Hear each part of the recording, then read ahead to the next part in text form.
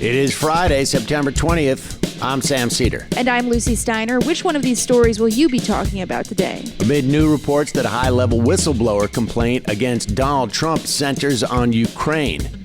Rudy Giuliani tells CNN, yeah, I asked Ukraine to investigate Joe Biden. So what? Meanwhile, Colt, maker of the AR-15, is suspending its production of the rifles for civilians, calling the move a market-driven decision. You're listening to Majority.fm's AM Quickie, and these are the stories you need to know.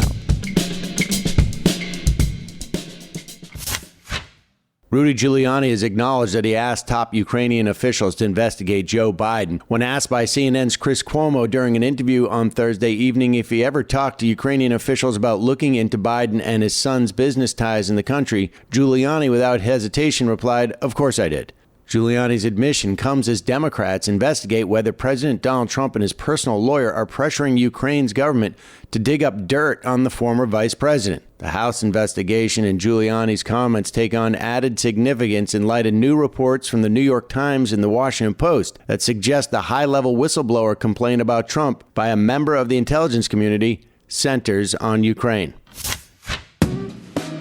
Majority.fm's AM Quickie is fueled by justcoffee.coop. Just Coffee is a worker-owned coffee roaster based in Madison, Wisconsin that has sponsored the Majority Report for nearly a decade. Check out their collection of fair trade roasts, including our own Majority Report blend.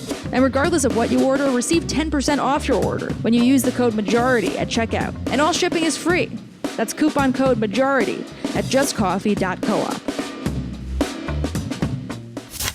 Gun manufacturer Colt announced Thursday that it will suspend production of AR-15 rifles for civilian sales, saying there's an adequate supply of the deadly weapons already on the market. I'll bet. Colt holds the trademark to the name AR-15, but many other gun makers produce similar AR-15 style semi-automatic rifles. There are an estimated 16 million AR-15s or similar models currently in the hands of American civilians. Colt claimed its decision to pull the weapon was purely market-driven and made no mention of any public outcry over the AR-15's frequent use in mass shootings across the U.S. Limiting access to AR-15s and other weapons has become a focus of gun control advocates.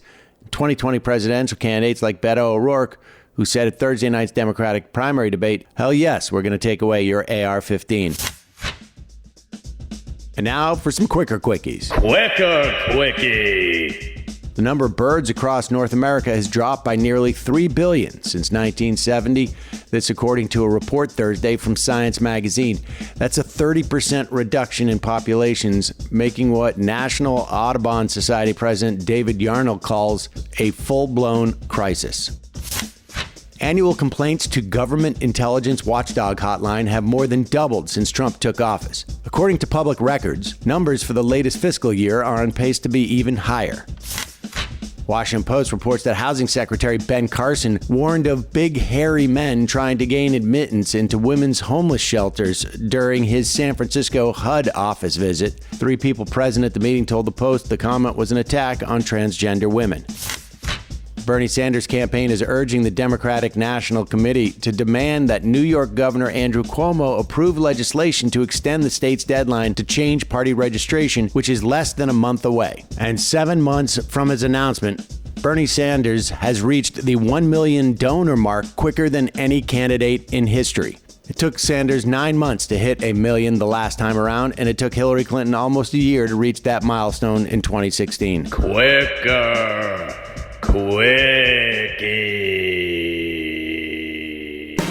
That's it, folks. Thanks for listening to Majority.fm's AM Quickie. Lucie? Thank you, Sam. Don't forget to check out the Majority Report today at noon, wherever your podcasts are found.